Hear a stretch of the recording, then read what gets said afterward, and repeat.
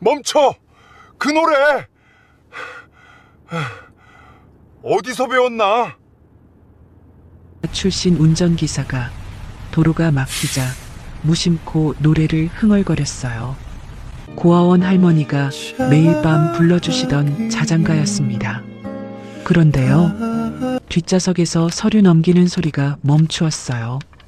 백미러를 올려다보니 회장의 얼굴이 하얗게 질려 있었습니다. 오른손이 가슴을 움켜쥐고 있었어요. 그 자장가는요, 30년 전 불에 타 죽은 아내만이 부를 수 있는 노래였습니다. 세상 어디에도 악보가 없고 녹음된 적도 없는 노래였어요. 그 노래를 고아 출신 운전기사가 부르고 있었습니다. 도대체 무슨 일이 있었던 걸까요? 이야기 시작 전에 오늘도 보랏빛 하루 사연에 와주셔서 정말 감사합니다. 오늘은 무엇을 하시며 듣고 계신가요? 설거지 하실 때, 산책하실 때, 혹은 잠자리에 들기 전 눈을 감고 편안하게 들어주세요. 마치 오래된 친구와 수다를 떠는 것처럼 정겹고 포근한 시간이 될 수 있도록 정성을 다해 읽고 선생님들의 마음에 작은 위로와 공감이 되어드리겠습니다. 아직 구독 안 하신 분들은 구독과 좋아요 한 번씩만 눌러주시면 이런 감동 사연을 매일 받아보실 수 있습니다. 그럼 이어서 이야기 들려드릴게요. 새벽 5시였습니다. 서울 도심이 아직 잠들어 있는 시각, 한성그룹 회장 한동식의 저택 3층 서재에는 불이 켜져 있었습니다. 68회를 살아온 노인의 등이 작은 조명 아래에서 구부정하게 웅크려 있었죠. 서재 한쪽 벽면에는 아기 침대가 놓여 있었습니다. 하얀 원목으로 만든 손바닥만 한 침대였어요. 그 위에는 연한 하늘색 이불이 가지런히 펴져 있었습니다. 먼지 한 톨 없었어요. 30년 전 그날 이후로 이 이불은 단 하루도 빠짐없이 누군가의 손에 의해 관리되어 왔습니다. 그 누군가는 다름 아닌 한동식 회장 본인이었죠. 회장의 굳은 살 박힌 손가락이 아기 이불 위를 천천히 쓸었습니다. 마치 그 아래에 아직도 작은 생명이 누워있기라도 한 것처럼요. 손끝이 닿을 때마다 회장의 입술이 달싹거렸습니다. 소리라고 하기엔 너무 작은 숨결 같은 노래였어요. 자장가였습니다. 가사도 정확하지 않은 허밍에 가까운 멜로디. 그러나 그 선율에는 30년이라는 세월의 무게가 고스란히 실려 있었습니다. 회장의 목이 떨렸어요. 노래를 부를 때마다 이 사람의 눈시울은 어김없이 붉어졌습니다. 그러나 눈물은 흘리지 않았어요. 울어버리면 끊일 것 같았으니까요. 아직 끝내면 안 되는 무언가가 이 사람의 가슴 속에 남아 있었습니다. 똑똑 서재 문을 두드리는 소리가 울렸습니다. 회장이 재빨리 표정을 지웠어요. 감정이 얼굴에서 사라지는데 1초도 걸리지 않았습니다. 수십 년간 재계 정상에서 살아남은 사람의 얼굴이었죠. 회장님, 오비서입니다. 문 밖에서 낮고 조심스러운 목소리가 들려왔습니다. 들어와. 문이 열리고 오비서가 고개를 숙인 채 안으로 들어왔습니다. 58 회장을 30년간 모셔온 사람이었어요. 오비서의 시선이 아기 침대 위에 잠깐 머물렀습니다. 그러나 아무 말도 하지 않았어요. 이 방에서는 그 침대에 대해 묻는 것이 허락되지 않았습니다. 새 전속기사가 오늘부터 출근합니다.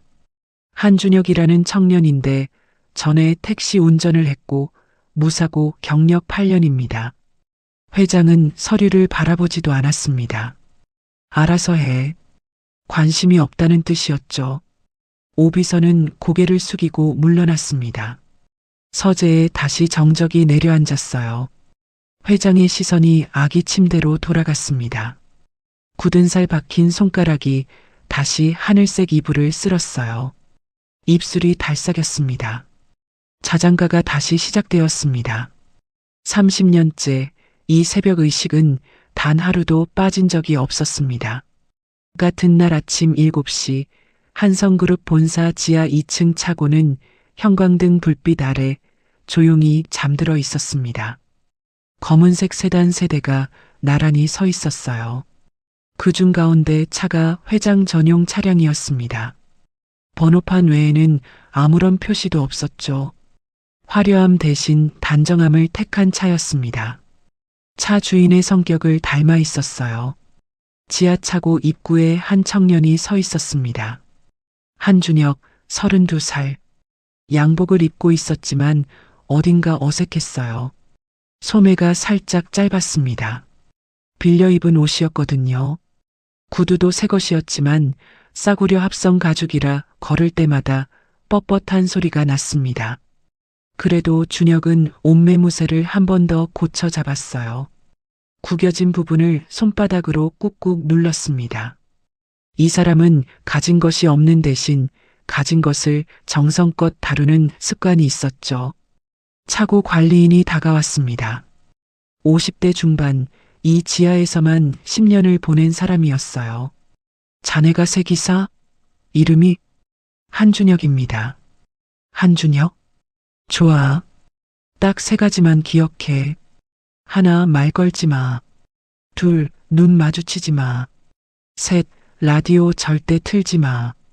회장님은 소리를 싫어하셔. 준혁은 고개를 끄덕였습니다. 네, 알겠습니다. 그게 전부였어요. 묻지도 따지지도 않았습니다. 관리인은 속으로 생각했죠. 말수가 적은 놈이구나. 오래 버틸 수도 있겠어. 이전 기사 3명은 모두 석 달을 넘기지 못했거든요. 회장의 침묵이 주는 압박을 견디지 못하고 스스로 그만두었습니다. 관리인이 돌아간 뒤 준혁은 회장 전용 차량 앞에 섰습니다. 차 문을 열고 운전석에 앉았어요. 시트 높이를 조절하고 사이드미러 각도를 맞추고 백미러를 닦았습니다. 하나하나 천천히 정성스럽게요. 택시를 8년간 몰았던 사람의 손이었습니다. 핸들을 잡는 손가락에는 굳은 살이 박여 있었어요. 모든 점검이 끝났습니다. 준혁이 운전석에 앉아 출발 시간을 기다렸어요. 조용했습니다. 지하차고 특유의 콘크리트 냄새가 코끝에 닿았죠. 형광등이 지직거리는 소리만 희미하게 들렸어요. 그때 준혁의 입에서 노래가 흘러나왔습니다. 자기도 모르게 나온 소리였어요. 의식한 게 아니었습니다. 조용한 공간에 혼자 있으면 습관처럼 나오는 버릇이었죠. 택시를 몰 때도 손님이 없으면 늘 이 노래를 흥얼거렸습니다. 자장가였습니다. 가사가 있는 것도 아니었어요. 허밍에 가까운 멜로디. 어디서 배운 건지 물으면 준혁은 늘 같은 대답을 했습니다. 고아원에서 자신을 키워준 할머니가 매일 밤 불러주신 노래라고요. 그 노래의 출처를 준혁은 몰랐습니다. 그 할머니의 정체를 준혁은 몰랐습니다. 그리고 바로 이 건물 꼭대기층에서 같은 노래를 부르는 노인이 있다는 것도요. 준혁은 그저 흥얼거렸습니다. 낯선 차고에서 빌려 입은 양복을 입고 아무것도 모른 채 오전 9시 정각 한동식 회장이 지하차고로 내려왔습니다. 회장의 발소리는 독특했어요. 빠르지도 느리지도 않은 정확한 보폭이었습니다. 콘크리트 바닥 위에 구두 굽이 닿을 때마다 딱, 딱 규칙적인 소리가 울렸죠. 그 소리만으로도 차고 안의 공기가 달라졌습니다. 준혁은 이미 차 밖에 서서 뒷좌석 문을 열어두고 있었어요. 회장이 다가왔습니다. 준혁을 보지 않았어요. 시선은 정면, 표정은 무. 마치 운전기사라는 존재 자체가 시야에 들어오지 않는 것 같았습니다. 준혁은 허리를 숙여 인사했습니다. 안녕하십니까, 회장님. 오늘부터 전속기사를 맡게 된 한준혁입니다. 회장은 고개조차 끄덕이지 않았습니다. 그대로 뒷좌석에 올라탔어요. 차 문이 닫혔습니다. 준혁은 표정 하나 바꾸지 않고 운전석으로 돌아갔어요. 이 사람은 무시를 당해도 흔들리지 않는 사람이었습니다. 고아원에서 자란 30년이 그런 단단함을 만들어 놓았죠. 차가 지하 차고를 빠져나왔습니다. 서울의 아침 햇살이 앞유리를 비추었어요. 목적지는 종로의 한성그룹 사옥이었습니다. 약 30분 거리. 차 안은 고요했습니다. 회장은 뒷좌석에서 서류를 읽고 있었어요. 종이 넘기는 소리만 바스락, 바스락 들렸습니다. 라디오도 없고 말도 없는 공간. 준혁은 익숙했어요.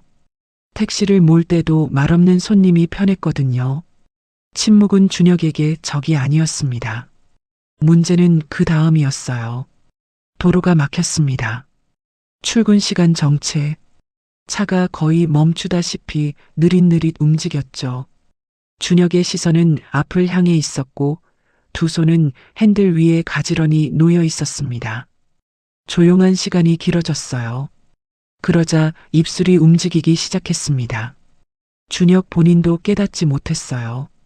목구멍 깊은 곳에서 올라오는 숨결 같은 소리였습니다. 허밍이었죠. 가사도 없는 나지막한 멜로디.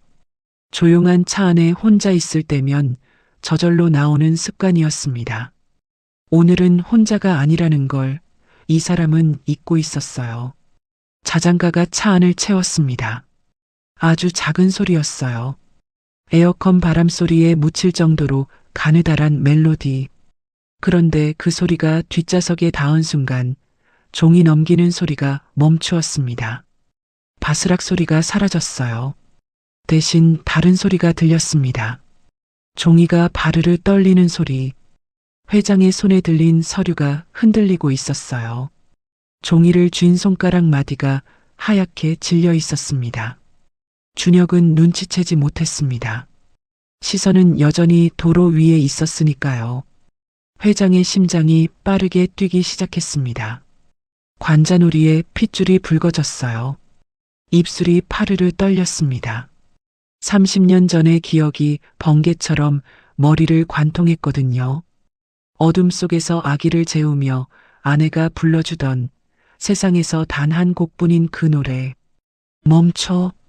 갑자기 터져나온 목소리에 준혁이 반사적으로 브레이크를 밟았습니다. 차가 급정거했어요. 관성에 의해 몸이 앞으로 쏠렸다 돌아왔습니다. 준혁이 백미러를 올려다보았습니다. 뒷좌석에 회장이 보였어요. 얼굴이 하얗게 질려 있었습니다. 입술에 핏기가 없었어요. 오른손이 가슴을 움켜쥐고 있었습니다. 그 노래. 회장의 목소리가 갈라졌습니다. 어디서 배웠나? 준혁은 당황했지만 침착하게 대답했습니다. 고아원에서 절 키워주신 할머니가 매일 밤 불러주신 노래입니다. 죄송합니다, 회장님. 버릇처럼 나와서. 회장의 입이 반쯤 벌어졌어요. 눈이 흔들렸습니다. 68회를 살아오며 이 사람이 보여준 적 없는 표정이었죠.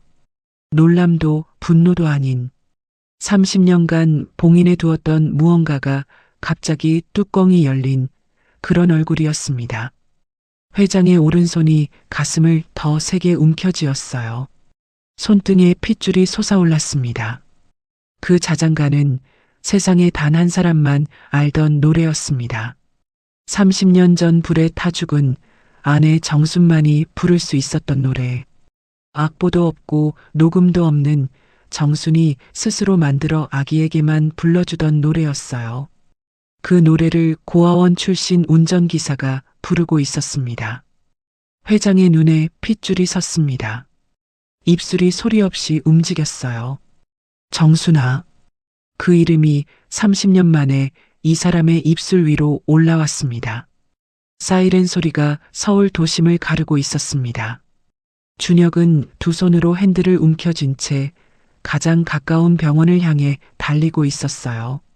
뒷좌석에서는 회장이 가슴을 부여잡고 시트에 기대어 있었습니다. 얼굴이 잿빛이었어요. 입술 사이로 거친 숨소리가 새어나왔죠. 준혁은 택시를 8년 몰면서 응급 상황을 여러 번 겪었습니다. 만삭의 산모를 태운 적도 있었고 가슴 통증을 호소하는 노인을 병원까지 실어 나른 적도 있었어요. 그래서 당황하지 않았습니다. 비상등을 켜고 가장 빠른 경로를 머릿속에 그렸어요. 손은 떨리지 않았습니다.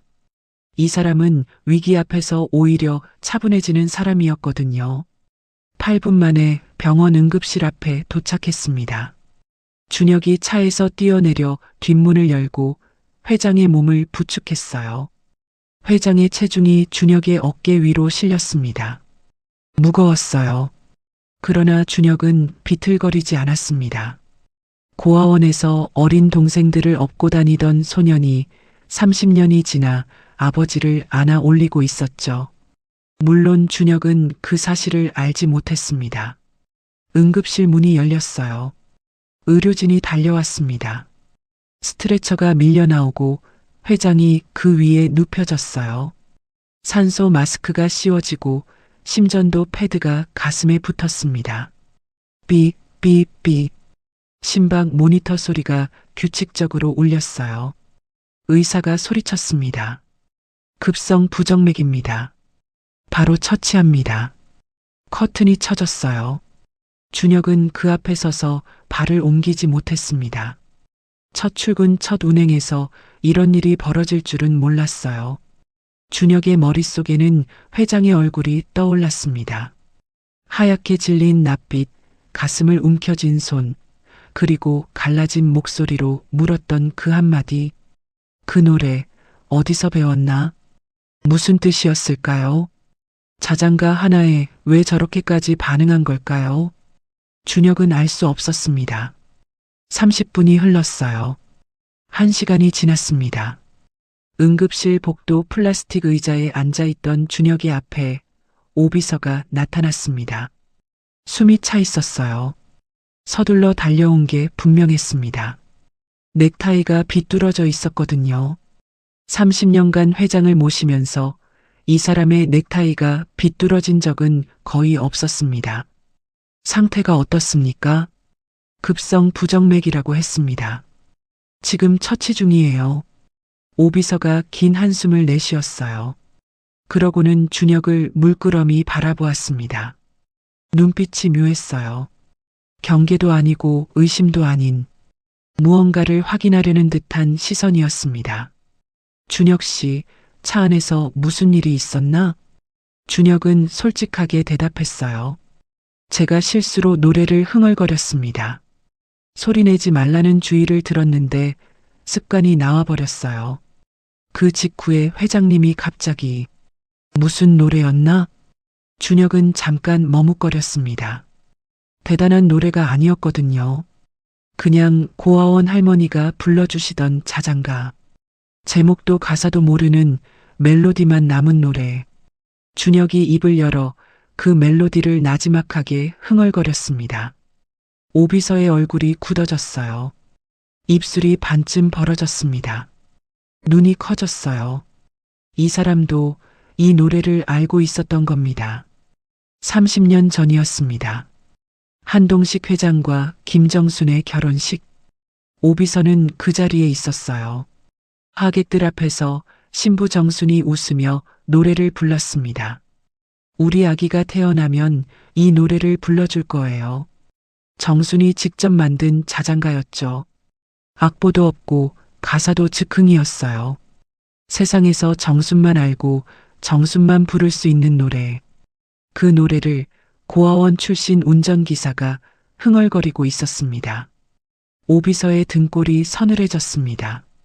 30년간 모셔온 회장의 슬픔이 갑자기 전혀 다른 의미로 다가왔거든요. 오비서는 입을 다물었어요. 준혁에게 아무 말도 하지 않았습니다. 그러나 오비서의 심장은 빠르게 뛰고 있었습니다. 복도 형광등 아래 앉아있는 이 젊은이의 얼굴을 오비서는 다시 한번 찬찬히 들여다보았어요. 인매가 닮았습니다.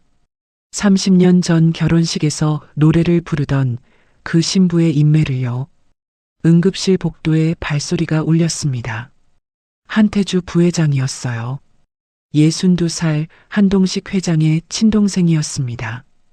회색 캐시미어 코트를 걸치고 빠른 걸음으로 다가왔죠. 그 뒤를 34살 아들 재윤이 따르고 있었어요. 태주의 얼굴에는 걱정이 가득했습니다. 눈썹이 찌푸려져 있었고 입술이 바르르 떨렸어요. 누가 보아도 형의 안위를 걱정하는 동생의 얼굴이었죠. 형님 어디 계십니까? 태주가 간호사에게 다급하게 물었어요. 오비서가 다가가 상황을 설명했습니다. 급성 부정맥이었고 현재 처치가 끝나 안정 중이라고요. 태주가 가슴을 쓸어내리며 다행이다.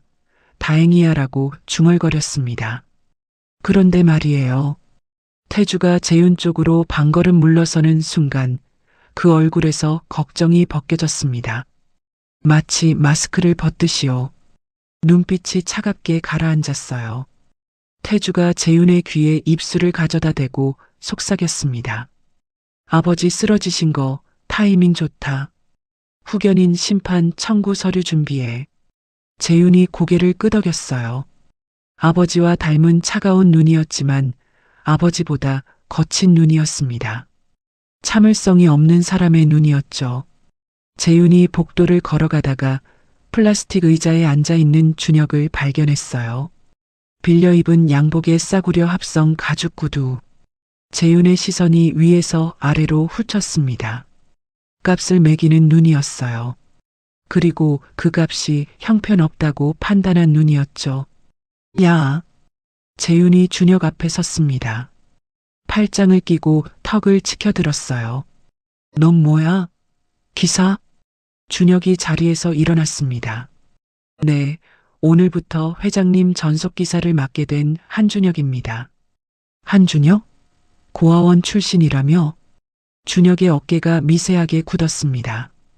그러나 표정은 바뀌지 않았어요. 이런 말을 처음 듣는 게 아니었거든요. 32해를 살면서 이 말은 귀에 못이 박히도록 들었습니다. 여기는 가족만 오는 데야. 기사는 차에서 기다려. 꺼져. 재윤이 턱으로 출구를 가리켰어요. 준혁은 아무 말도 하지 않았습니다. 고개를 한번 숙이고 복도를 걸어 나갔어요. 등은 곧았습니다. 고개를 떨구지 않았어요. 그러나 주머니 속 주먹은 꽉 쥐어져 있었죠. 손톱이 손바닥을 파고들었습니다. 복도를 빠져나가는 준혁의 뒷모습을 오비서가 지켜보고 있었어요. 오비서의 시선이 재윤에게로 옮겨졌습니다. 30년 묵은 불편함이 서린 눈이었죠. 이 병원 복도에서 가족이 아닌 사람이 가족 행세를 하고 있었습니다. 그리고 진짜 가족일지도 모르는 사람이 방금 쫓겨났어요. 오비서만이 그 가능성을 느끼고 있었습니다. 아직은 느낌일 뿐이었지만요. 그날 저녁 회장이 눈을 떴습니다.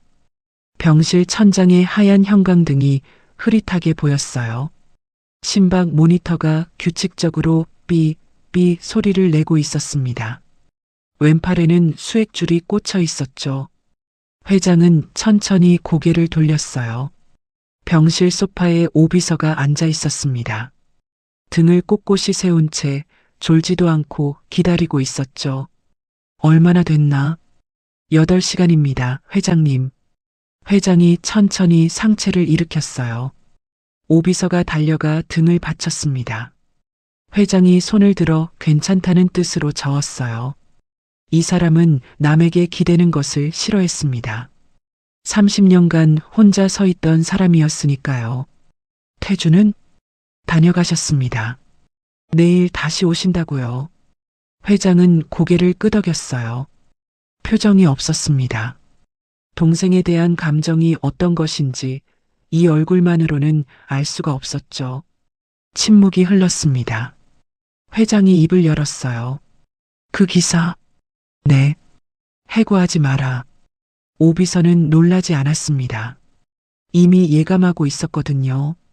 응급실 복도에서 준혁이 흥얼거린 자장가를 들은 순간부터 오비서는 이 지시가 올 줄 알고 있었어요.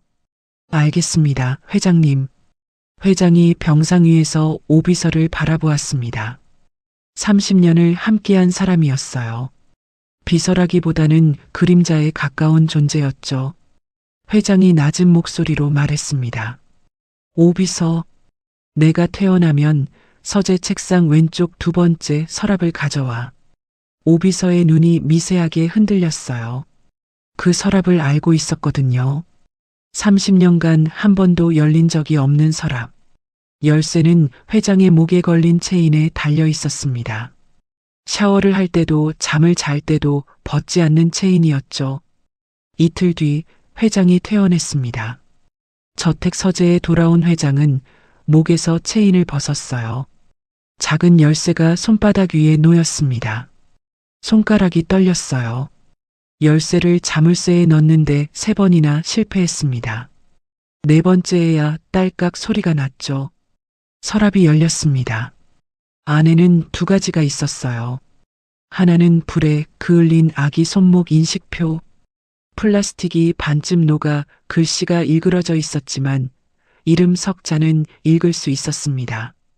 한준혁. 그리고 나머지 하나는 불에 타지 않은 사진 한 장이었어요.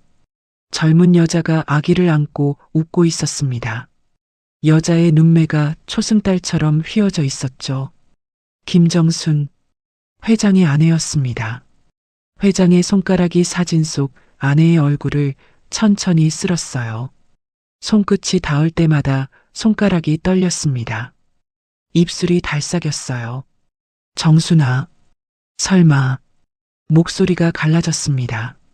30년간 닫아두었던 상자가 자장가 한 곡에 금이 가기 시작한 겁니다. 회장이 고개를 돌려 오비서를 보았어요. 그 기사가 자란 고아원을 찾아라. 당시 기록을 전부 확인해. 오비서가 허리를 숙였습니다. 알겠습니다, 회장님. 오비서가 서재를 나선 뒤 회장은 한참을 그 자리에 앉아 있었어요. 사진 속 아내의 얼굴을 들여다보면서요. 손가락이 멈추지 않았습니다. 쓸고 또 쓸었어요. 아기 침대 위 하늘색 이불이 형광등 아래에서 희미하게 빛나고 있었습니다. 준혁의 비번은 격주 수요일이었습니다. 그날이면 준혁은 어김없이 수원 외곽으로 향했어요. 버스를 2번 갈아타고 40분을 더 걸어야 닿는 곳. 언덕 위에 낡은 건물 하나가 서 있었습니다. 해맑은 고아원. 준혁이 태어나서 18까지 자란 곳이었죠. 대문을 열고 들어서자 마당에서 아이들이 뛰어놀고 있었어요. 5살쯤 되는 꼬마 둘이 준혁을 보더니 달려왔습니다. 준혁이 형? 준혁이 무릎을 꿇고 아이들의 머리를 쓸어주었어요. 이 사람은 아이들 앞에서만 웃었습니다. 세상 어디에서도 보여주지 않는 웃음이었죠. 마당 한쪽에서 여자 한 분이 아이들 빨래를 널고 있었어요. 63, 마스크를 쓴 작은 체구의 여자였습니다. 보육사 순이 할머니. 마스크는 사계절 내내 벗지 않았어요. 코와 입 아래를 가리는 큰 면 마스크. 아이들은 그것이 자연스러웠습니다. 할머니는 원래 그런 사람이었으니까요. 준혁이 비닐봉지를 들어 보였어요. 할머니, 반찬 가져왔어요. 된장찌개도 끓여왔고요. 이 녀석아, 또 가져온 거야. 돈 아까운 줄을 모르니.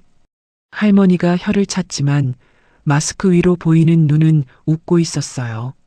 주름진 눈가가 초승달처럼 휘었습니다. 준혁은 그 눈이 좋았어요. 세상에서 가장 따뜻한 눈이라고 생각했거든요. 준혁이 부엌에서 반찬통을 정리하는 동안 할머니가 콜록콜록 기침을 했습니다. 한두 번이 아니었어요. 가슴 깊은 곳에서 올라오는 기침이었죠. 준혁의 손이 멈추었습니다. 할머니, 요즘 기침이 심하시던데 병원 좀 가세요. 제가 비용 댈게요. 괜찮다. 이 나이에 병원은 사치야. 감기가 좀 오래 가는 거지 뭐. 할머니가 손을 내저었어요. 그러고는 준혁의 손등을 꼭 잡았습니다. 작고 마른 손이었어요. 뼈가 만져질 정도였죠. 그런데 그 잡는 힘이 유독 강했습니다. 놓치면 안 되는 것을 잡는 사람의 힘이었어요. 준혁은 알아채지 못했습니다. 할머니의 눈가가 젖어들고 있다는 것을요. 마스크 위로 보이는 눈에 물기가 고여 있었어요. 할머니는 고개를 돌렸습니다. 아이들이 뛰어노는 마당을 바라보는 척했죠. 그러나 실은 눈물을 감추고 있었습니다. 이 할머니에게는 비밀이 있었어요. 이 고아원에 보육사로 들어온 것이 30년 전이었습니다. 이름을 바꾸고 얼굴을 마스크로 가리고 과거를 전부 묻었죠. 세상은 이 여자를 순이 할머니라고 불렀습니다. 그러나 30년 전 이 여자의 이름은 김정순이었어요. 할머니가 준혁의 손등을 한 번 더 꼭 쥐었습니다. 손끝이 떨렸어요. 준혁이 고개를 갸웃거렸습니다. 할머니, 왜 그러세요? 손이 떨리시네. 아니야. 나이 먹으니까 그런 거야. 할머니가 웃었어요. 마스크 위로 눈이 휘었습니다. 초승달 모양이었죠. 30년 전 결혼식 사진 속에서 아기를 안고 웃던 여자의 눈매와 똑같았습니다. 그러나 그 사실을 아는 사람은 이 세상에 아무도 없었어요. 같은 시각 오비서는 수원 외곽을 돌아다니고 있었습니다. 회장의 지시를 받은 지 사흘째였어요. 한준혁이라는 이름으로 30년 전 고아원 입소 기록을 추적하고 있었죠. 쉬운 일이 아니었습니다. 30년 전 기록이라는 것이 디지털로 남아있을 리가 없었거든요. 종이 서류를 한 장 한 장 뒤져야 했어요. 오비서는 해맑은 고아원에는 가지 않았습니다. 바로 찾아가면 눈에 띄니까요. 대신 관할 구청과 경찰서의 오래된 기록 보관소를 돌았어요. 지하 창고에 쌓인 먼지 묻은 상자들을 하나씩 열었습니다. 종이가 누렇게 바랜 서류 뭉치에서 30년 전 영화 인계 기록을 찾아내는데 이틀이 걸렸죠. 기록은 단출했습니다. 이름 한준혁, 추정 나이 만 2살, 인계 경위, 신혼 미상의 남성이 경찰서에 아기를 데려옴. 부모 미상, 비골안에는 화상 흔적 없음, 건강 양호라고 적혀 있었어요. 그게 전부였습니다. 어디서 온 아기인지, 누가 데려왔는지 아무런 단서가 없었죠. 오비서는 서류를 내려놓으려다가 손을 멈추었습니다. 인계인 서명란이었어요.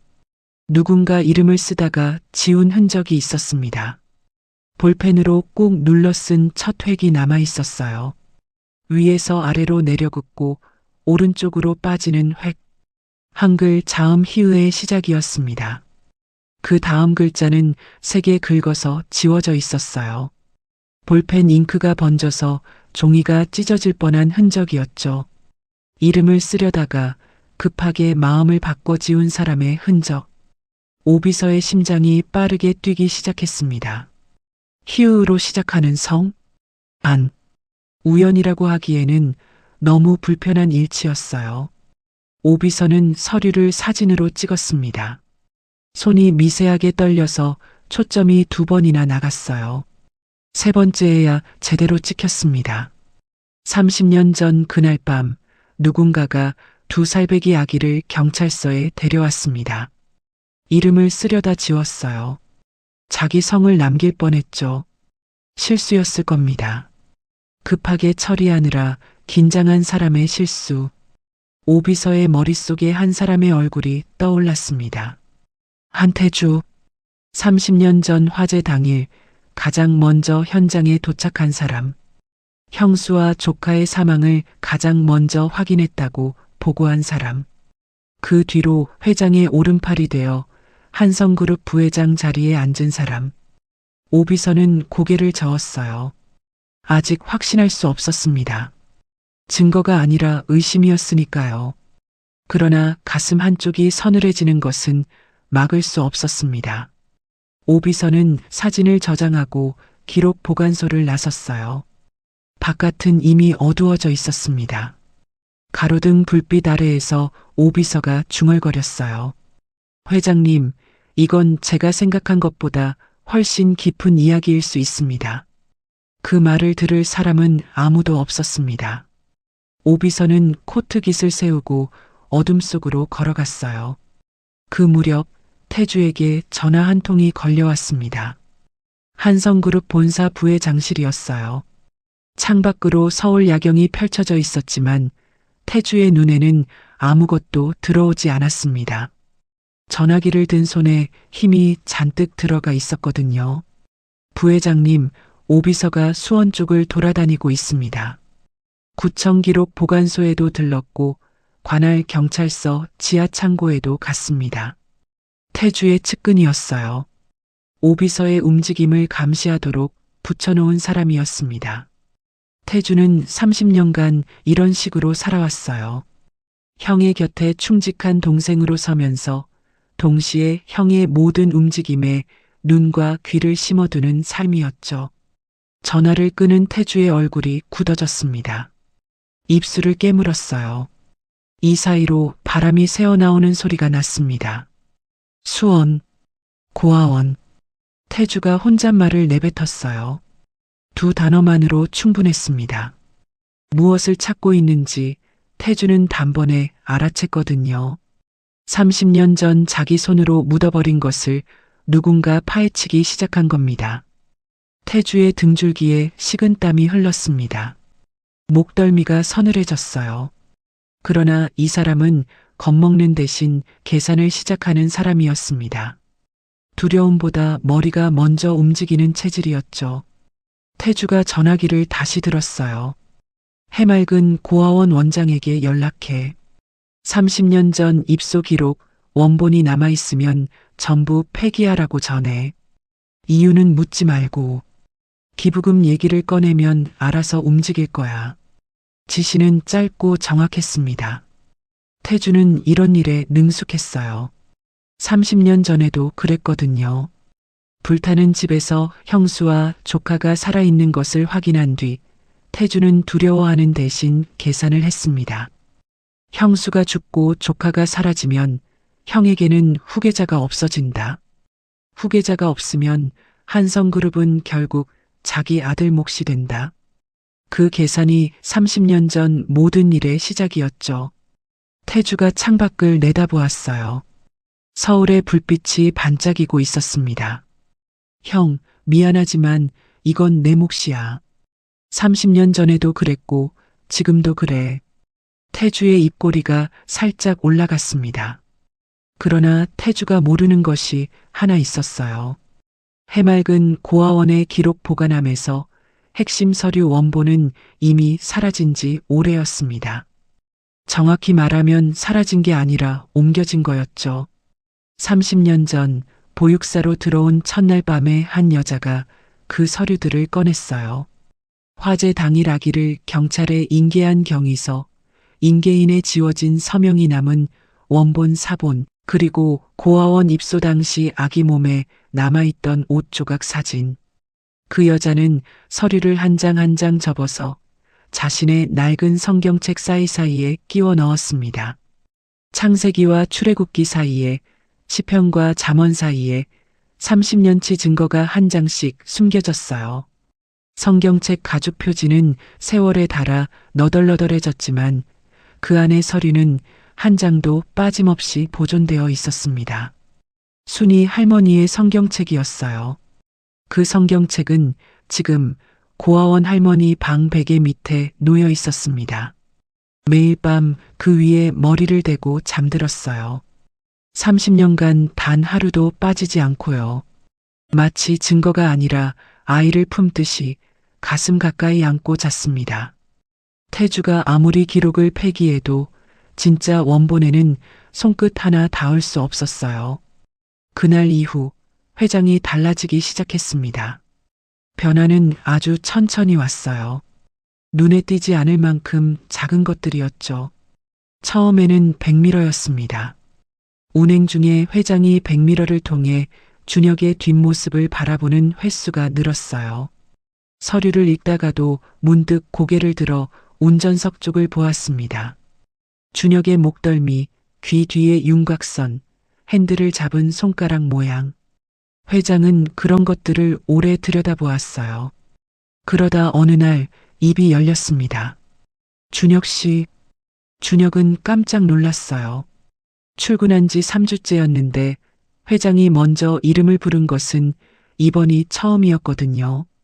핸들 위에 손가락에 힘이 들어갔습니다. 네, 회장님. 밥은 먹었나? 준혁의 눈이 미세하게 흔들렸어요. 예상하지 못한 질문이었습니다. 밥을 먹었냐고 물어보는 사람이 준혁의 인생에는 딱 한 명뿐이었거든요. 고아원 순이 할머니.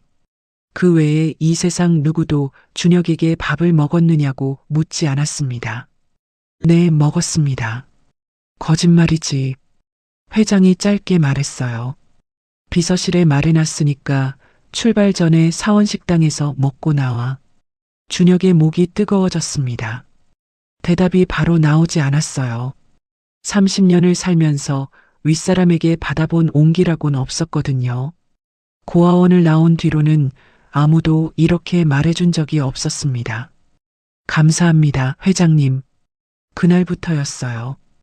회장의 질문이 하나씩 늘어갔습니다. 고아원 할머니는 건강하신가? 요즘 잠은 잘 자나?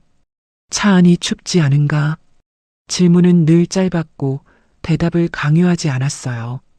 그러나 그 한마디 한마디에 담긴 무게는 준혁의 가슴을 조금씩 흔들었습니다.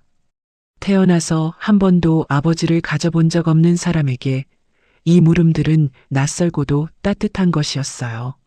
어느 비 오는 오후였습니다.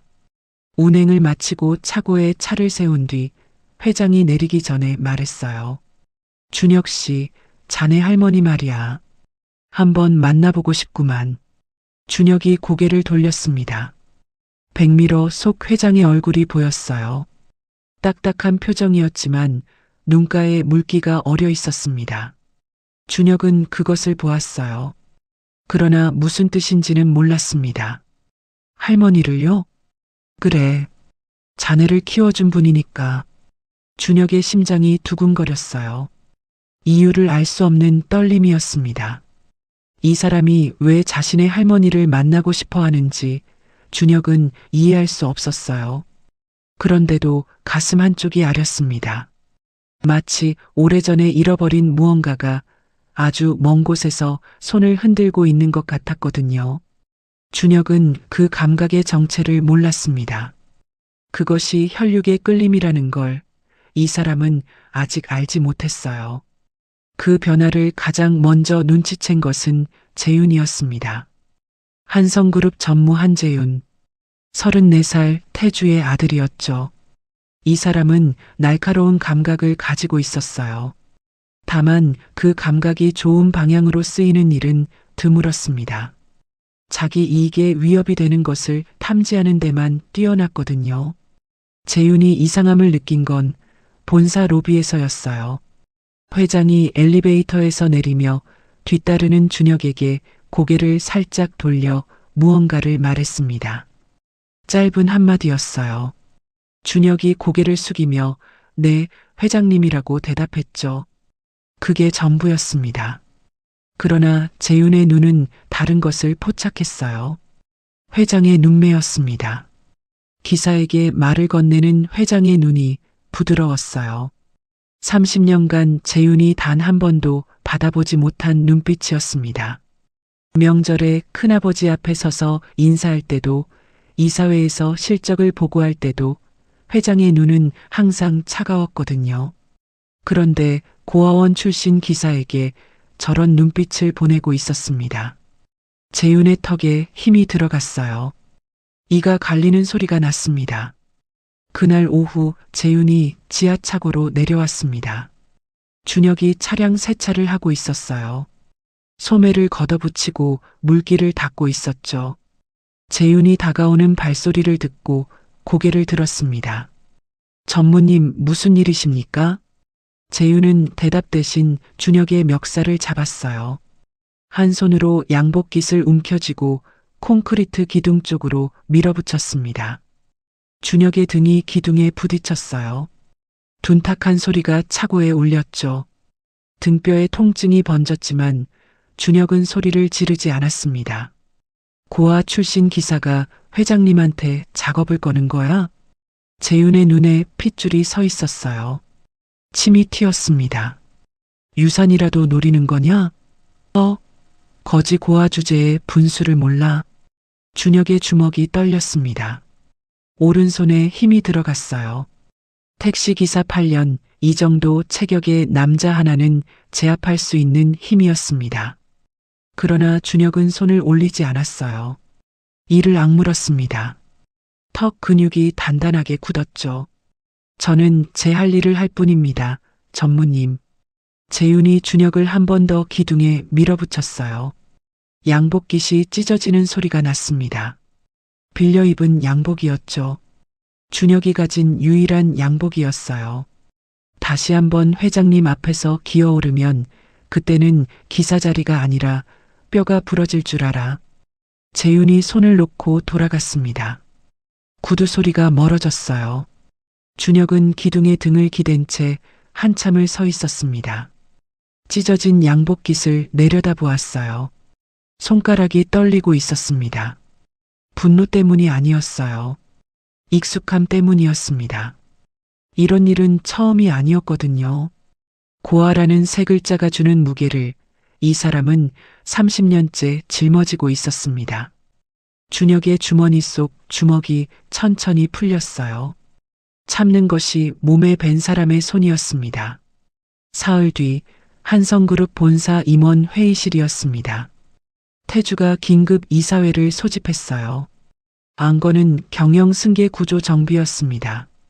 A사 용지 12장짜리 보고서가 이사들 앞에 놓여 있었죠. 표지에는 한성그룹 차세대 리더십 체계라는 제목이 적혀 있었어요. 요약하면 간단했습니다. 재윤을 공식 후계자로 지명하라는 내용이었죠. 태주가 자리에서 일어났어요. 넥타이를 가다듬고 이사들을 한번 둘러보았습니다. 얼굴에는 근심 어린 표정을 올려놓았어요. 이 사람은 표정을 바꾸는데 능숙했습니다. 30년간 연습한 기술이었거든요. 이사님들, 형님께서 최근 건강이 좋지 않으십니다. 응급실에 실려가셨던 것은 다들 아실 겁니다. 한성그룹의 미래를 위해 지금이라도 승계 구조를 확립해야 합니다. 이사들이 고개를 끄덕였어요. 합리적인 말이었으니까요. 겉으로는요. 회장이 자리 끝에 앉아 있었습니다. 보고서를 펼치지도 않았어요.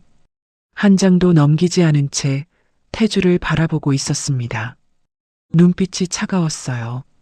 깊은 물속 같은 눈이었습니다. 무엇이 가라앉아 있는지 밖에서는 보이지 않는 그런 눈. 태주가 말을 이었어요. 재윤이가 전무로서 3년간 실적을 쌓아왔습니다. 충분히 검증되었다고 봅니다. 안 돼. 회장의 목소리가 짧게 끊었습니다. 회의실 공기가 얼어붙었어요. 이사들의 펜이 멈추었습니다. 아직 결정할 때가 아니다. 태주의 눈꼬리가 미세하게 떨렸어요. 그러나 이내 미소를 지었습니다. 형님, 저도 형님 심정을 압니다. 그런데 현실을 보셔야 합니다. 형님께는 태주가 말을 멈추었어요. 한 박자 쉬고 입을 열었습니다. 형님께는 후계자가 없으시잖습니까? 준혁이가 죽은 지 30년입니다. 회의실이 조용해졌습니다. 이사들의 시선이 회장에게로 쏠렸어요. 회장의 손가락이 테이블 위에서 멈추었습니다. 아무런 움직임이 없었어요. 숨소리조차 들리지 않았죠. 3초가 지났습니다. 5초, 7초, 회장이 천천히 고개를 들었어요. 눈이 달라져 있었습니다. 차가운 물이 아니었어요. 불이었습니다. 30년간 꺼지지 않고 속에서 타오르던 불. 그 불이 눈 위로 올라온 거였죠. 태주야. 이름을 불렀습니다. 직함이 아니라 이름이었어요. 회의실에서 이런 호칭이 나온 것은 처음이었습니다. 내 아들 이름을 내 입에 담지 마라. 태주의 미소가 굳었어요. 입꼬리가 내려갔습니다. 이사들 앞에서 처음으로 형제 사이의 균열이 드러난 순간이었죠. 회장이 자리에서 일어났습니다. 보고서를 한 번도 펼치지 않은 채 회의실을 나갔어요. 문이 닫혔습니다. 태주는 빈 의자를 바라보았어요. 손이 테이블 아래에서 떨리고 있었습니다. 30년간 단 한 번도 조카의 이름을 먼저 꺼낸 적이 없었어요. 그런데 오늘 형 앞에서 그 이름을 꺼낸 겁니다. 실수였습니다. 그로부터 열흘 뒤 준혁의 전화기가 울렸습니다. 새벽 2시였어요. 화면에 해맑은 고아원이라는 글자가 떠 있었습니다. 준혁의 심장이 내려앉았어요. 고아원에서 이 시간에 전화가 올 일은 하나뿐이었거든요. 준혁 씨, 순이 할머니가 쓰러지셨어요. 지금 수원중앙병원 응급실입니다. 원장의 목소리가 떨리고 있었습니다. 준혁은 전화를 끊기도 전에 신발을 신고 있었어요. 끈을 묶는 손이 떨렸습니다. 매듭이 2번이나 풀렸죠. 세 번째에야 겨우 묶었습니다. 택시를 잡았어요. 서울에서 수원까지 40분. 그 40분이 40년처럼 느껴졌습니다. 준혁은 뒷좌석에서 두 손을 깍지 끼고 있었어요. 기도하는 모양이었지만 준혁은 기도를 배운 적이 없었습니다. 다만 손가락을 꼭 쥐고 있으면 무너지지 않을 것 같았거든요. 병원에 도착했을 때 할머니는 이미 중환자실에 들어가 있었습니다. 복도에서 2시간을 기다렸어요. 플라스틱 의자에 앉아 벽을 바라보았습니다. 벽에는 아무것도 없었어요. 하얀 페인트 칠만 있었죠. 준혁은 그 하얀 벽을 보면서 고아원 시절을 떠올렸습니다. 밤마다 할머니가 이불을 덮어주었어요. 마스크 너머로 자장가를 불러주었죠. 손이 이마를 쓸어내릴 때마다 세상에서 가장 안전한 곳에 있는 기분이었습니다. 아버지도 어머니도 없는 아이에게 그 손이 전부였어요. 할머니의 손만이 유일한 가족이었습니다. 새벽 5시 의사가 나왔어요. 젊은 의사였습니다. 안경 너머의 눈이 무거웠어요. 좋은 소식을 가져온 얼굴이 아니었습니다. 보호자분이신가요? 네, 제가 가족입니다. 가족. 그 단어가 입에서 나올 때 준혁의 목이 뜨거워졌어요. 혈연이 아니라는 것을 알면서도 이 단어 외에는 쓸 수 있는 말이 없었거든요. 의사가 클립보드를 내려놓았습니다. 폐섬유증 말기입니다. 폐 조직이 상당 부분 경화되어 있어요. 솔직히 말씀드리면 의사가 잠깐 멈추었어요. 말을 고르고 있었습니다. 시간이 많지 않습니다. 준혁의 무릎에서 힘이 빠졌어요. 서 있을 수가 없었습니다. 벽에 손을 짚었어요. 손바닥이 차가운 벽면에 닿았을 때 손끝이 저릿저릿했습니다. 몸 전체가 먹먹해지는 느낌이었죠. 얼마나? 길어야 2달입니다. 지금부터는 통증 관리가 중심이 됩니다. 의사가 돌아간 뒤 준혁은 복도 의자에 주저앉았어요. 두 손으로 얼굴을 감쌌습니다. 울지는 않았어요. 울 수가 없었습니다. 눈물이 나오지 않았거든요. 대신 가슴 한가운데가 돌덩이처럼 무거웠어요. 숨을 쉴 때마다 그 돌이 갈비뼈를 눌렀습니다. 한참 뒤 중환자실 면회가 허락되었어요. 준혁이 안으로 들어갔습니다. 할머니가 침대에 누워 있었어요. 산소 마스크가 코와 입을 덮고 있었죠. 늘 쓰던 면 마스크 대신 투명한 의료용 마스크였습니다. 그래도 얼굴의 아래쪽은 가려져 있었어요. 준혁이 침대 옆에 앉았습니다. 할머니의 손을 잡았어요. 작고 마른 손이었습니다. 뼈마디가 손바닥 위에서 만져졌죠. 할머니, 제가 여기 있잖아요. 할머니의 눈꺼풀이 미세하게 떨렸어요. 의식이 완전하지 않았습니다. 그러나 준혁의 손을 잡은 할머니의 손가락에 아주 약한 힘이 들어왔어요. 놓지 않겠다는 힘이었습니다. 같은 주 태주가 움직이기 시작했습니다. 한성그룹 부회장실 안쪽 회의실이었어요. 창문 블라인드가 내려져 있었습니다. 바깥빛이 한 줄도 들어오지 않았죠. 태주는 어두운 곳에서 일을 꾸미는 것에 익숙한 사람이었어요. 테이블 위에 서류 2장이 놓여 있었습니다. 첫 번째는 진단서였어요. 서울의 한 대학병원 신경과 전문의 이름이 찍혀 있었습니다. 진단명, 초기 치매, 증상 소견, 판단력 저하 및 반복적 혼란 행동, 환자명 한동식. 태주가 10년간 후원해온 병원이었어요. 후원금이라는 이름의 매수였죠. 전문의는 회장을 한 번도 진료한 적이 없었습니다. 그런데도 진단서에는 3차례 상담 기록이 적혀 있었어요. 전부 거짓이었습니다. 두 번째는 해고 통지서였어요. 피해고인 한준혁, 사유, 업무 태만 및 회장에 대한 부적절한 사적 접촉. 태주가 직접 작성한 문장이었습니다. 한 글자 한 글자에 악의가 배어 있었죠. 태주가 두 서류를 나란히 놓고 바라보았어요. 입꼬리가 올라갔습니다. 치매 진단서로 후견인 심판을 청구하고 기사는 잘라버린다. 형 곁에 벌레가 붙어 있으면 안 되니까. 재윤이 옆에서 고개를 끄덕였어요. 아버지, 법원 서류는 이번 주 안에 접수됩니다. 좋아. 빨리 끝내자. 태주가 해고 통지서를 봉투에 넣었습니다. 봉투 겉면에 오비서 전달이라고 적었어요. 더러운 일은 늘 남의 손을 빌렸습니다. 자기 손에는 절대 흙을 묻히지 않는 사람이었죠. 그날 오후 오비서가 그 봉투를 받았습니다. 봉투를 열어 해고 통지서를 읽는 오비서의 손이 멈추었어요. 부적절한 사적 접촉. 4글자가 눈에 박혔습니다. 회장이 먼저 말을 걸었고, 회장이 먼저 밥을 챙겼고, 회장이 먼저 다가갔습니다. 준혁은 단 한 번도 선을 넘은 적이 없었어요.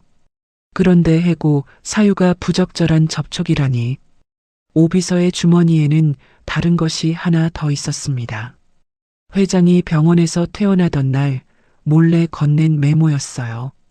떨리는 글씨로 적힌 5글자. 이 아이를 지켜라. 회장은 오비서의 눈을 보며 아무 말 없이 그 메모를 쥐어주었습니다. 오비서는 봉투를 들고 지하차고로 내려갔어요. 준혁이 차량을 점검하고 있었습니다. 소매를 걷어붙이고 타이어 공기압을 확인하고 있었죠. 묵묵하게 일하는 뒷모습이었어요. 오비서의 발이 멈추었습니다. 봉투를 든 오른손과 메모가 든 왼쪽 주머니 사이에서 이 사람은 움직이지 못했어요. 부회장의 지시와 회장의 부탁 사이. 30년간 한 번도 겪어보지 못한 갈림길이었습니다. 오비서는 돌아섰어요. 봉투를 전하지 못한 채 엘리베이터를 탔습니다. 결국 이틀 뒤 해고 통지서가 전달되었습니다. 태주가 직접 오비서를 불러 다그쳤거든요. 내가 시킨 일을 왜 처리 안 했나? 오비서는 변명하지 않았어요. 할 수 없었습니다. 부회장의 지시를 거부할 권한이 없었으니까요. 오비서는 봉투를 들고 다시 지하차고로 내려갔습니다. 이번에는 발이 멈추지 않았어요. 멈추면 또 돌아설 것 같았거든요. 준혁은 운전석에 앉아 차량 일지를 쓰고 있었습니다. 오비서가 다가오는 것을 보고 자리에서 일어났어요. 오비서님, 무슨 일이십니까? 오비서는 봉투를 내밀었습니다. 준혁이 받아들었어요. 봉투를 열고 안에 든 종이를 꺼내 읽었습니다. 해고 통지서, 사유, 업무 태만 및 회장에 대한 부적절한 사적 접촉. 준혁의 눈이 종이 위를 천천히 움직였어요. 한 줄 한 줄 읽었습니다. 표정이 변하지 않았어요. 놀라지도 분노하지도 않았습니다. 마치 언젠가 올 줄 알았다는 듯한 고요함이었죠. 미안하네, 준혁 씨. 나도 어쩔 수 없었어. 오비서가 고개를 숙였어요. 목소리가 갈라졌습니다. 30년간 회장을 모시며 수많은 사람의 해고를 전달했지만 이번만큼 목이 조이는 적은 없었어요. 준혁이 해고 통지서를 접어 주머니에 넣었습니다. 깔끔하게 반으로, 다시 반으로. 구기지 않았어요. 이 사람은 어떤 상황에서도 것을 함부로 다루지 않았습니다. 괜찮습니다. 오 비서님. 원래 제 자리가 아니었으니까요. 그 한마디가 오 비서의 가슴을 찔렀어요. 원래 제 자리가 아니었다. 이 사람은 30년을 그렇게 살아왔습니다. 어디에 가든 자기 자리가 아니었어요. 고아원에서도, 택시 안에서도, 이 차고에서도 늘 빌려 쓰는 자리였죠. 준혁이 사물함을 열었습니다. 들어있는 것은 많지 않았어요. 여분의 흰 셔츠 한 장, 구두약, 차량 점검 수첩. 그것들을 검은 비닐봉지에 담았습니다. 짐을 챙기는데 3분이 걸리지 않았어요. 준혁이 비닐봉지를 들고 차고를 나서려다 멈추었습니다. 고개를 돌려 회장 전용 차량을 바라보았어요. 검은색 세단이 형광등 아래에서 조용히 서 있었습니다. 준혁이 천천히 차에 다가갔어요. 운전석 문을 열지는 않았습니다. 대신 손을 뻗어 핸들 위에 올려놓았어요. 손바닥으로 핸들의 둥근 표면을 한 바퀴 천천히 쓸었습니다. 손끝에 남은 감각을 기억하려는 것 같았어요. 이 핸들을 잡고 회장님을 모셨던 한 달. 밥은 먹었냐고, 할머니는 건강하시냐고, 차 안은 춥지 않으냐고 물어주던 목소리. 태어나서 처음으로 아버지 같은 온기를 느꼈던 시간이 이 핸들 위에 남아 있었습니다. 준혁이 손을 거두었어요. 뒤돌아섰습니다. 비닐봉지를 든 채 차고 출구로 걸어갔죠. 등은 곧았어요. 고개를 떨구지 않았습니다. 구두 소리가 콘크리트 바닥에 울렸어요. 점점 멀어졌습니다. 빈 차고에 자장가 잔향이 남았어요. 아무도 부르지 않는데 형광등 지직거리는 소리 사이로 그 멜로디가 아른거리는 것 같았습니다. 오비서는 준혁이 사라진 출구를 한참 동안 바라보았어요. 주머니에 손을 넣었습니다. 손끝에 종이 한 장이 만져졌어요. 회장에 떨리는 글씨가 적힌 메모였습니다. 이 아이를 지켜라. 오비서는 메모를 꺼내 한 번 더 읽었습니다. 5글자를 눈에 새기듯 들여다보았어요. 그리고 주머니에 다시 넣었습니다. 이번에는 왼쪽이 아니라 가슴 안주머니예요. 일주일 뒤 할머니가 일반 병실로 옮겨졌습니다. 중환자실에서 나왔다고 좋아진 것은 아니었어요. 더 이상 중환자실에서 해줄 것이 없다는 뜻이었습니다. 통증을 관리하고 남은 시간을 편하게 보내는 것. 의사의 말은 그런 의미였죠.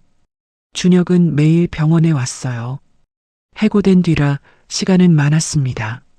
아침에 와서 밤에 갔어요. 할머니 곁에 앉아 물을 떠주고 등을 닦아주고 이불을 여며주었습니다. 할머니가 잠들면 준혁은 창가 의자에 앉아 바깥을 바라보았어요. 바라볼 것이 있어서가 아니었습니다. 할머니의 숨소리를 듣고 있어야 안심이 되었거든요. 그날은 비가 왔어요. 창밖으로 빗줄기가 흘러내리고 있었습니다. 병실 안은 조용했어요. 신방 모니터의 삐소리와 빗소리만 교대로 들렸죠. 할머니가 눈을 떴습니다. 준혁아. 목소리가 작았어요. 바람에 실려올 것 같은 목소리였습니다. 준혁이 침대 곁으로 다가갔어요. 할머니의 손을 잡았습니다. 네, 할머니. 여기 있어요. 할머니가 준혁의 얼굴을 한참 들여다보았어요. 주름진 눈가가 떨렸습니다. 입술이 달싹였어요. 무언가를 말하려다 삼키고 또 말하려다 삼키는 입이었습니다. 30년을 삼켜온 사람의 입이었죠. 할머니의 손이 올라왔어요. 떨리는 손가락이 자기 얼굴에 마스크 끈에 닿았습니다. 준혁의 눈이 커졌어요. 30년간 할머니가 마스크를 벗는 것을 본 적이 없었거든요. 아이들 앞에서도, 밥을 먹을 때도, 잠을 잘 때도 할머니는 늘 얼굴 아래를 가리고 있었습니다. 끈이 풀렸어요. 마스크가 천천히 내려갔습니다. 준혁의 숨이 멈추었어요. 코 아래부터 턱까지 얼굴 전체에 화상 자국이 퍼져 있었습니다. 피부가 울퉁불퉁하게 당겨져 있었어요. 오래전 불에 녹아내린 살이 굳어진 흔적이었죠. 양쪽 볼에서 목까지 상처가 지도처럼 이어져 있었습니다. 할머니, 준혁의 목소리가 떨렸어요. 준혁아, 이 흉터가 무서우냐? 준혁이 고개를 저었습니다. 세게 저었어요. 눈가가 뜨거워졌습니다. 할머니가 베개 밑으로 손을 넣었어요. 낡은 성경책을 꺼냈습니다. 가죽 표지가 달아서 너덜너덜했죠. 할머니가 성경책을 펴고 사이사이에 끼워둔 것들을 꺼냈어요. 누렇게 바랜 서류 묶음과 접혀진 사진 한 장이었습니다. 사진을 펼쳤어요. 젊은 여자가 아기를 안고 웃고 있었습니다. 화상이 없는 깨끗한 얼굴이었어요. 눈매가 초승달처럼 휘어져 있었죠. 준혁의 시선이 사진과 할머니의 눈 사이를 오갔습니다. 같은 눈이었어요. 할머니의 입이 열렸습니다. 천천히 한 글자씩 꺼내드시오. 30년을 삼켜온 말들이 바람 빠지는 풍선처럼 조금씩 새어나왔어요. 이 사진 속 여자가 나야. 준혁의 손가락이 굳었습니다.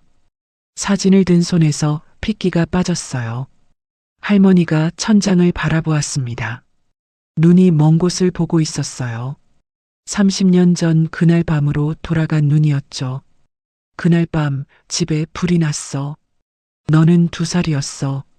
아기 침대에서 자고 있었지. 연기가 밀려왔어. 숨을 쉴 수가 없었어.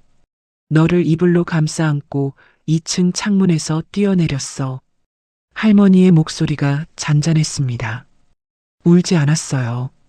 울 수 있는 단계는 이미 30년 전에 지나갔거든요. 너는 무사했어. 이불이 너를 지켜줬지. 그런데 내 얼굴이 불에 녹았어. 병원에 실려갔는데 이름도 못 대고 쓰러졌어. 석 달을 깨지 못했어. 깨어났을 때는 내 이름도 기억이 안 났어. 준혁의 눈에서 소리 없이 눈물이 흘러내렸습니다. 입술을 깨물고 있었어요.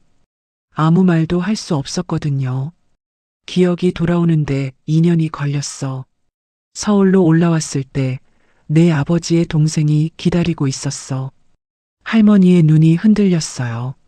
30년이 지났는데도 그 이름을 말할 때 목소리가 떨렸습니다. 그 사람이 사진 한 장을 내밀었어. 내 아버지가 새 여자와 함께 있는 사진이었어. 그리고 이렇게 말했어. 형은 벌써 새 살림 차렸다고. 이 얼굴로 돌아가면 뭐가 달라지냐고. 할머니가 숨을 고르었어요. 산소 호흡기가 쉭, 쉭 소리를 냈습니다. 그리고 협박했어. 돌아오면 너를 죽이겠다고. 한 번 죽은 사람은 진짜로 죽여도 아무도 모른다고. 준혁의 주먹이 이불 위에서 떨렸습니다. 손등에 핏줄이 솟아올랐어요. 그래서 못 돌아간 거야? 준혁의 목소리가 갈라졌어요. 할머니가 고개를 천천히 저었습니다. 그것 때문만은 아니었어. 할머니의 손이 올라와 자신의 얼굴을 더듬었어요. 울퉁불퉁한 화상 자국 위를 손가락이 천천히 지나갔습니다. 이 얼굴로 내 앞에 서면 내가 무서워할까봐 그랬어. 엄마가 짐이 되면 안 된다고 생각했어. 그래서 이름을 바꾸고 고아원에 보육사로 들어갔어. 내 곁에 있고 싶었거든. 엄마라고 못 불려도 곁에만 있으면 된다고 생각했어. 할머니의 눈에서 눈물이 흘렀습니다.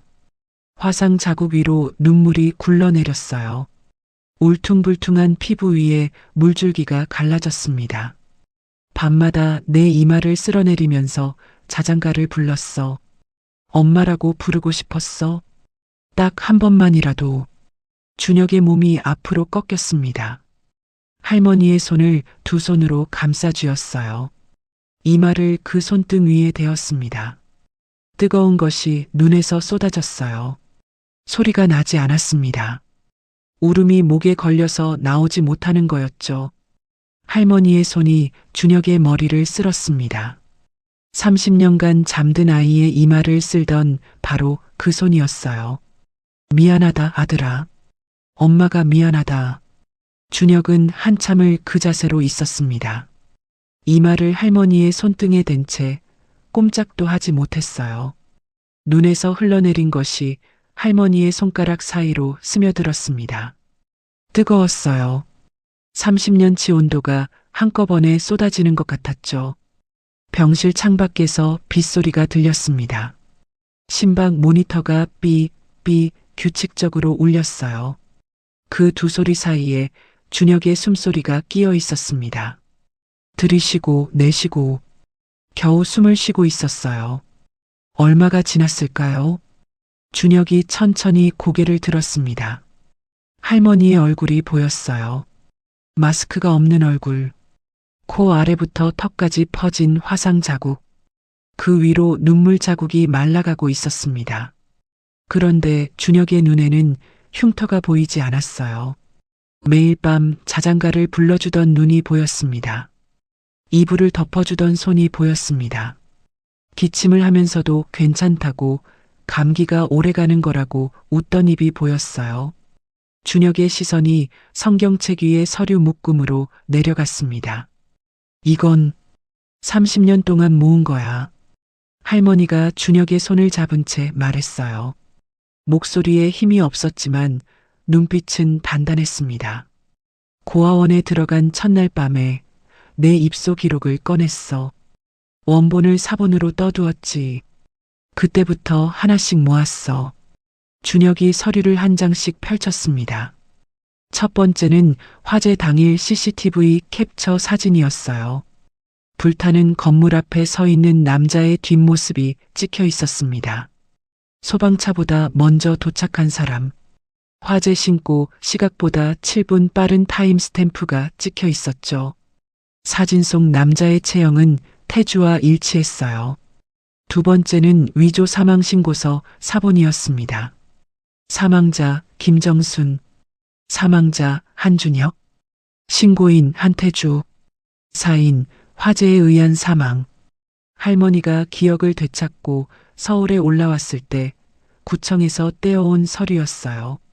자기 자신과 자기 아들이 이미 죽은 사람으로 처리되어 있었습니다. 세 번째가 준혁의 손을 멈추게 했어요. 녹취록이었습니다. 날짜가 적혀 있었죠. 30년 전 할머니가 서울로 올라왔던 그날이었어요. 태주의 목소리가 문자로 옮겨져 있었습니다.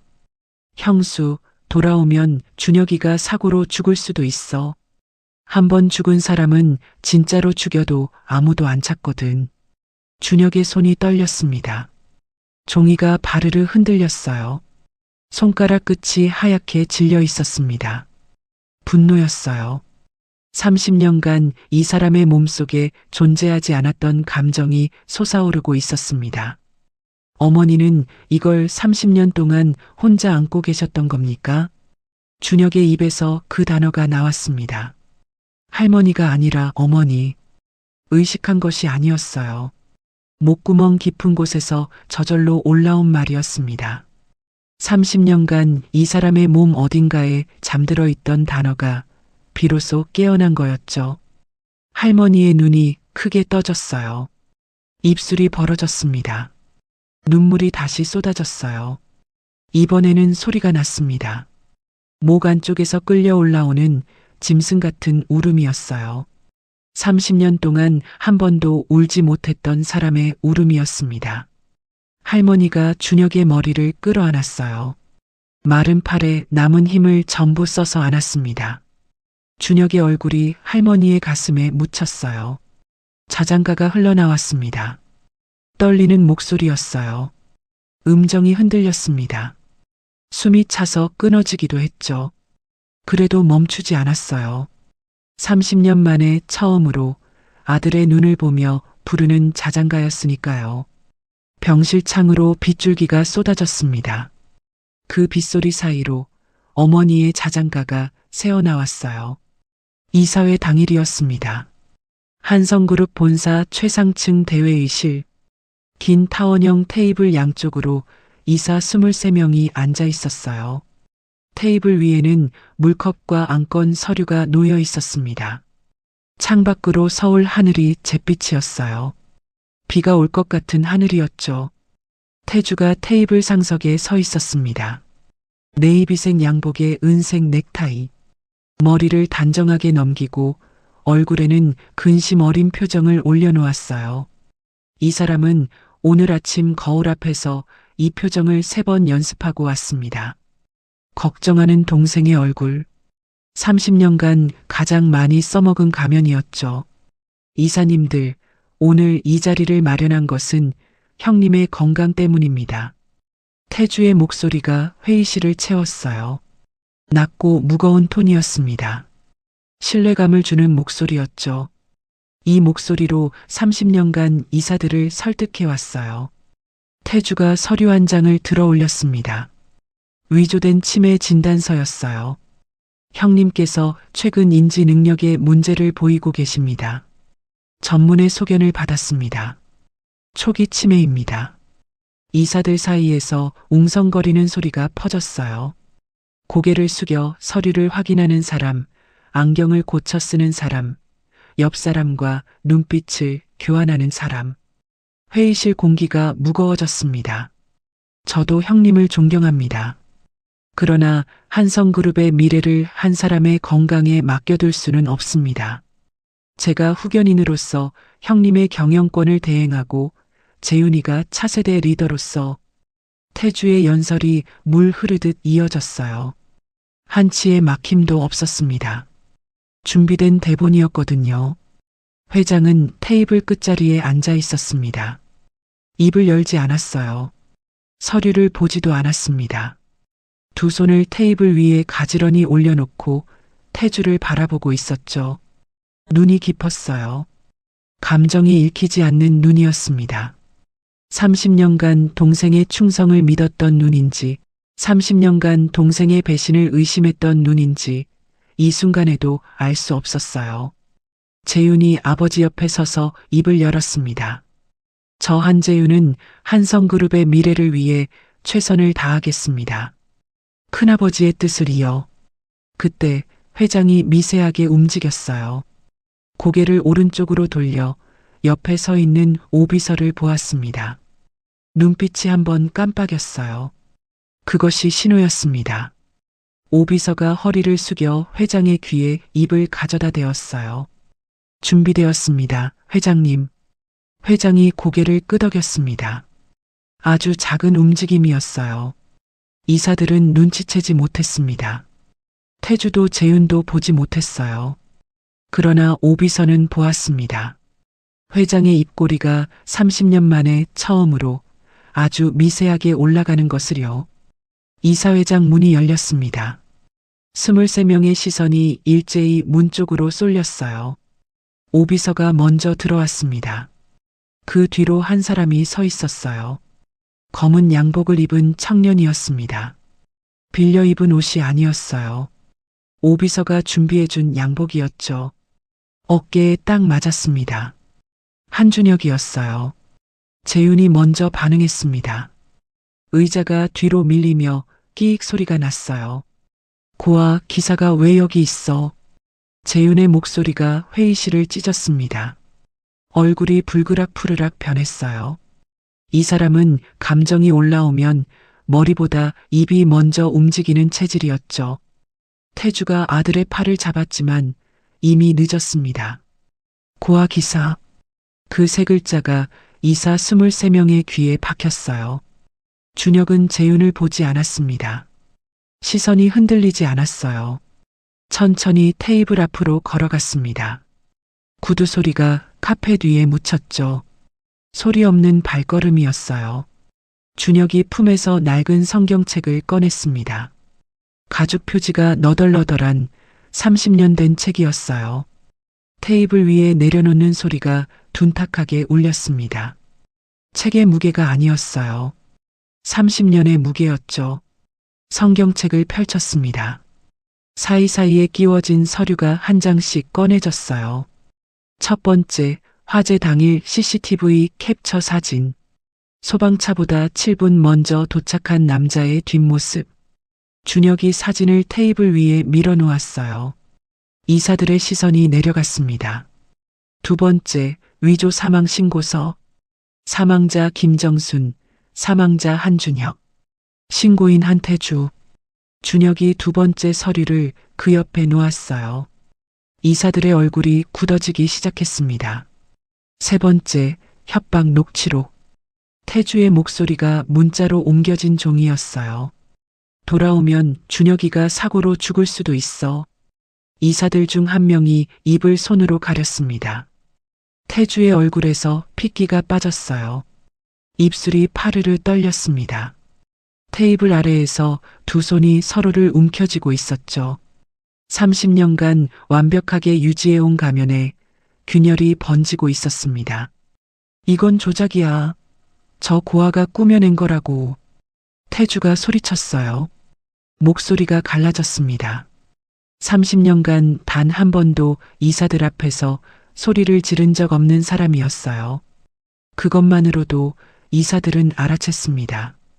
이 사람이 무너지고 있다는 것을요. 그때 회장이 일어섰습니다. 천천히, 아주 천천히. 68회를 살아온 몸이 테이블 위로 솟아올랐어요. 키가 크지 않았지만 이 순간만큼은 회의실에서 가장 큰 사람이었습니다. 태주야. 이름을 불렀어요. 직함이 아니라 이름이었습니다. 회의실이 고요해졌어요. 숨소리조차 사라졌습니다. 30년 전 그날 밤, 내가 가장 먼저 도착했지. 회장의 목소리가 낮았습니다. 떨리지 않았어요. 30년을 기다린 사람의 목소리였죠. 불을 끌어온 게 아니라 확인하러 온 거였어. 다 탔는지. 태주의 무릎이 꺾였습니다. 태주가 바닥에 무릎을 꿇은 채 떨고 있었습니다. 재윤이 뒤로 물러서려 했어요. 의자를 밀치고 출구 쪽으로 몸을 돌렸죠. 그러나 문 앞에 보안 요원 2명이 서 있었습니다. 오비서가 미리 배치해둔 거였어요. 재윤의 발이 멈추었습니다. 갈 곳이 없었어요. 회의실에 정적이 내려앉았습니다. 이사들은 입을 열지 못했어요. 테이블 위에 놓인 서류들이 말하고 있었으니까요. CCTV 사진, 위조 사망 신고서, 협박 녹취록. 30년간 감춰져 있던 진실이 종이 위에 낱낱이 펼쳐져 있었습니다. 회장이 준혁을 바라보았어요. 30년 전 불에 타 죽었다고 믿었던 아들이 눈앞에 서 있었습니다. 회장의 입술이 달싹였어요. 떨리는 손이 올라왔습니다. 준혁의 얼굴에 닿으려는 손이었죠. 그러나 닿기 직전에 멈추었어요. 손가락이 공중에서 흔들렸습니다. 만지면 사라질까봐 두려운 사람의 손이었어요. 준혁이 한 발 다가갔습니다. 회장의 떨리는 손을 자기 볼에 가져다 대었어요. 굳은 살 박힌 손바닥이 아들의 볼에 닿았습니다. 따뜻했어요. 살아있는 온도였습니다. 회장의 눈에서 물이 쏟아졌어요. 소리가 나지 않았습니다. 눈물만 흘렀어요. 68회를 살아오며 이 사람이 남 앞에서 운 것은 이번이 처음이었습니다. 이 노래를 부를 수 있는 사람은. 회장의 목소리가 끊어졌어요. 목구멍이 막힌 것 같았습니다. 세상에 내 엄마밖에 없는데. 그 순간 회의실 뒷문이 열렸습니다. 모든 시선이 돌아갔어요. 여자가 서 있었습니다. 작은 체구였어요. 머리카락이 희끗희끗했습니다. 병원 환자복 위에 얇은 외투를 걸치고 있었죠. 두 손으로 문틀을 잡고 서 있었어요. 힘이 없는 몸이었습니다. 겨우 서 있는 것이 분명했어요. 마스크가 없었습니다. 코 아래부터 턱까지 퍼진 화상 자국이 형광등 아래에서 그대로 드러나 있었어요. 울퉁불퉁하게 당겨진 피부, 목까지 이어진 상처의 지도. 30년간 숨겨왔던 얼굴이었습니다. 그러나 눈은 숨길 수가 없었어요. 초승달처럼 흰 눈매. 30년 전 결혼식에서 자장가를 불러주겠다며 웃던 바로 그 눈이었습니다. 회장의 숨이 멎었어요. 다리에서 힘이 빠졌습니다. 무릎이 꺾였어요. 테이블을 잡으려 했지만 손이 미끄러졌습니다. 그대로 주저앉았어요. 회의실 카페 뒤에 무릎을 꿇은 채 문 앞에 선 여자를 올려다보았습니다. 정순아. 떨리는 손이 뻗어갔어요. 정순이 한 발, 두 발 천천히 다가왔습니다. 회장의 손이 정순의 얼굴에 닿았어요. 화상 자국 위를 손가락이 지나갔습니다. 울퉁불퉁한 피부 위에서 손끝이 떨렸어요. 회장이 정순의 얼굴에 이마를 가져다 대었습니다. 화상 자국 위에 자기 이마를 눌렀어요. 미안하다. 내가 지켜줬어야 했는데. 정순이 회장의 머리를 안았어요. 마른 팔이 그 넓은 등을 감쌌습니다. 여보, 나왔어요. 준혁이 두 사람 곁으로 다가갔습니다. 회장이 아들의 팔을 잡아당겼어요. 셋이 회의실 바닥 위에서 엉켜 안았습니다. 울음소리가 터져 나왔어요. 누구의 울음인지 구분할 수 없었습니다.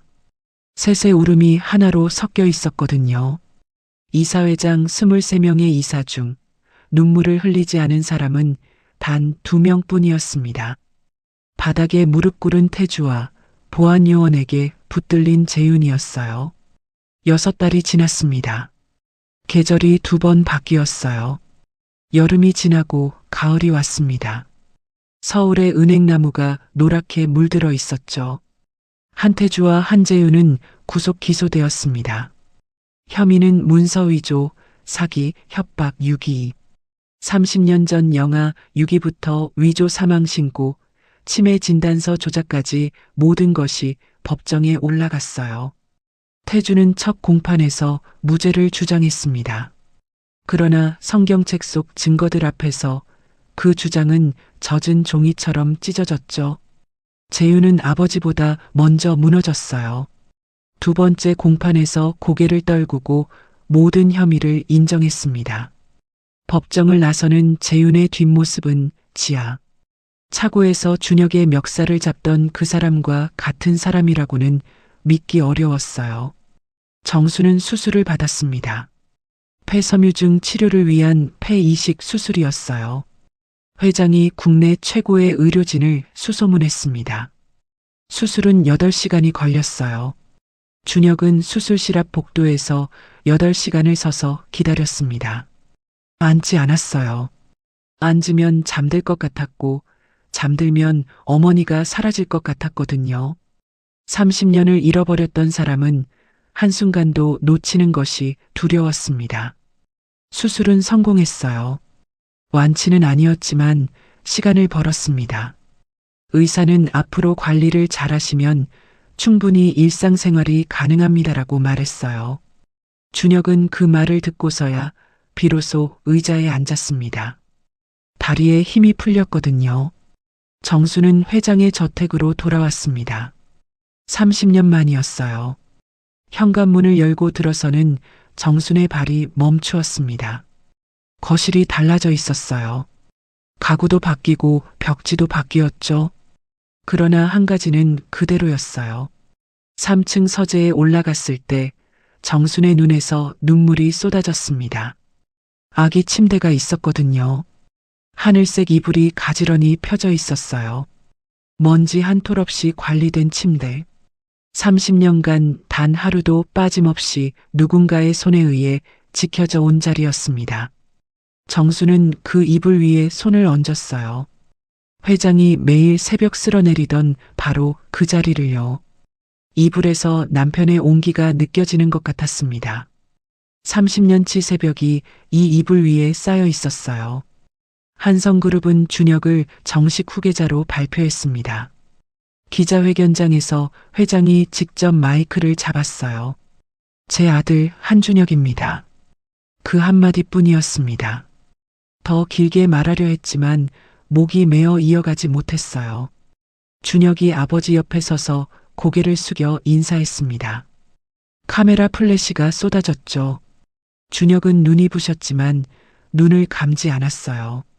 이 자리가 자기 자리라는 것을, 이제는 믿어도 된다는 것을 스스로에게 확인시키려는 것 같았습니다. 그러나 준혁은 아직 경영 수업 중이었어요. 회장이 서두르지 않았거든요. 천천히 배워라. 시간은 충분하다. 회장이 준혁에게 한 말이었습니다. 30년을 기다린 사람이었으니 조금 더 기다리는 것쯤은 아무것도 아니었어요. 어느 가을 아침이었습니다. 회장이 현관에서 외출 준비를 하고 있었어요. 코트를 걸치고 구두를 신었습니다. 새 전속기사가 밖에서 차 문을 열고 대기하고 있었죠. 그때 뒤에서 발소리가 들렸어요. 익숙한 보폭이었습니다. 준혁이었습니다. 현관 계단을 내려오고 있었어요. 양복을 입고 있었습니다. 이번에는 빌려 입은 옷이 아니었어요. 어깨에 딱 맞는 양복이었죠. 그런데 손에 차키를 들고 있었습니다. 아버지, 오늘은 제가 모실게요. 회장이 멈추었어요. 고개를 돌려 아들을 보았습니다. 넌 이제 기사가 아니잖아. 준혁이 웃었습니다. 입꼬리가 살짝 올라간 조용한 웃음이었어요. 이 사람은 원래 잘 웃지 않는 사람이었습니다. 그런데 요즘 가끔 웃었어요. 아버지 앞에서만요. 아들이 아버지 모시는데 직함이 필요합니까? 회장의 눈가가 떨렸어요. 입술을 꾹 다물었습니다. 30년간 재계 정상에서 살아남은 사람의 얼굴이 아들의 한마디에 무너지려 하고 있었죠. 회장이 고개를 돌렸어요. 눈가를 손등으로 한번 훔쳤습니다.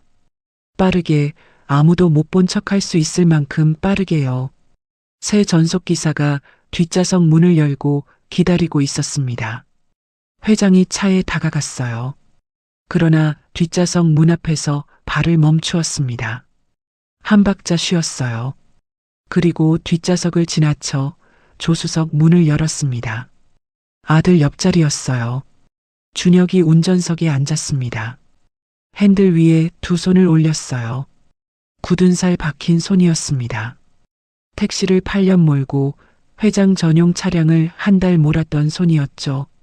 핸들의 감촉이 손바닥에 닿았을 때 준혁의 가슴이 뜨거워졌어요. 이 핸들을 다시 잡을 줄은 몰랐습니다. 조수석에서 회장이 안전벨트를 맸어요. 딸깍 소리가 났습니다. 30년간 뒷좌석에만 앉던 사람이 오늘 처음으로 앞좌석에 앉았어요. 시야가 달랐습니다. 뒷좌석에서는 기사의 뒷머리만 보였지만 조수석에서는 아들의 옆얼굴이 보였거든요. 회장이 준혁의 옆모습을 물끄러미 바라보았어요. 코의 선, 턱의 각도, 핸들을 잡은 손가락 모양. 30년 전 아기였던 얼굴이 32해를 살아 이런 얼굴이 되었구나. 회장의 입꼬리가 떨렸습니다. 뒷좌석 문이 열렸어요. 정순이 올라탔습니다. 얇은 외투를 걸치고 있었어요. 마스크가 없었습니다. 30년간 가리고 살았던 얼굴을 이제는 가리지 않았어요. 화상 자국 위로 가을 햇살이 내려앉았습니다.